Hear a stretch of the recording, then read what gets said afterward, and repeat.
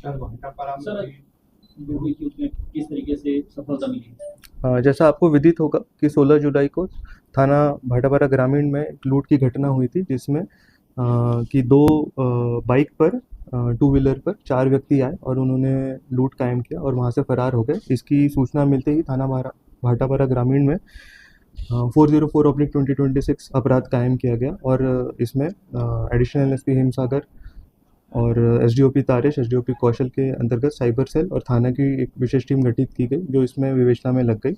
इसमें लगातार हम लोगों ने इन्वेस्टिगेशन किया और लगभग 1000 से ज़्यादा सीसीटीवी फुटेज और कई प्रकार के डेटा एनालिसिस, जिसमें आर्टिफिशियल इंटेलिजेंस का भी उपयोग किया गया, करने के बाद हमें जब पता चला कि ये एक बहुत बड़ा ऑर्गेनाइज्ड नेटवर्क है, और जब हमें सूचना पता चली तो उस पर दबिश की गई। दबिश के दौरान हमने 4 आरोपियों को गिरफ्तार किया है।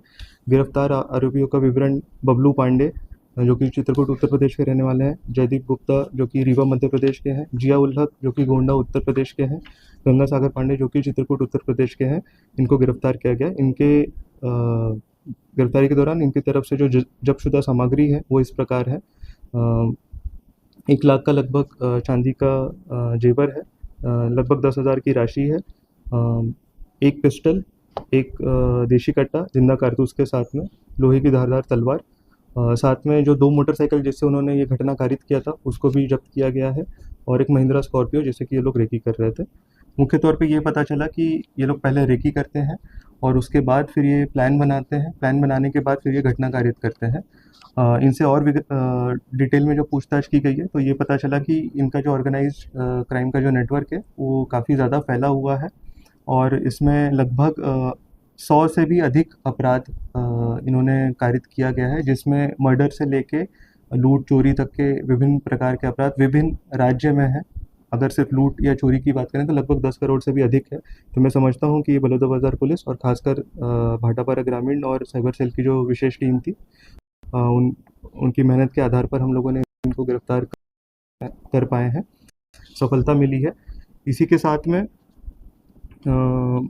यहाँ पूर्व में जो 2022 और 24 में भी जो घटना हुई थी, सिर्फ मैं बलौदाबाजार भाटापारा की बात कर रहा हूँ, तो उसमें भी ये लोग सक्रिय थे और उन्होंने स्वीकार किया कि उन्होंने ये घटना कारित किया था। क्योंकि ऑर्गेनाइज क्राइम नेटवर्क है इनका, तो इसमें हम लोग आगे उनसे जो डिटेल्स हमें प्राप्त होगी इंट्रोगेशन और अन्य चीज़ों के आधार पर इसमें आगे कार्रवाई करेंगे।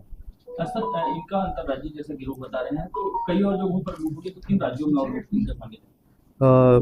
जैसे उत्तर प्रदेश है, मध्य प्रदेश, उड़ीसा, छत्तीसगढ़, आंध्र प्रदेश, तेलंगाना, महाराष्ट्र, गुजरात, राजस्थान, इस प्रकार के कई राज्यों में इन्होंने बताया है। उसके डिटेल्स भी हम लोग इसमें अटैच कर रहे हैं, लेकिन क्योंकि लिस्ट बहुत बड़ी है तो उसमें क्या कहते हैं, वो निकालने में समय लगेगा। तो जितना हमको अभी तक पता चल पाया वो हम लोगों ने प्रेस नोट में अटैच किया है। बाकी अन्य जो है वो पृथक से हम लोग जारी करेंगे। जैसे कि सर गिरोह बता रहे हैं, तो गिरोह में और भी लोग शामिल होंगे, क्योंकि ये तो सिर्फ 4 लोग यहाँ पर भी गिरफ्तार हुए घटना जो अंजाम दिया, तो और लोगों की भी क्या जांच में आएगी आगे सामने?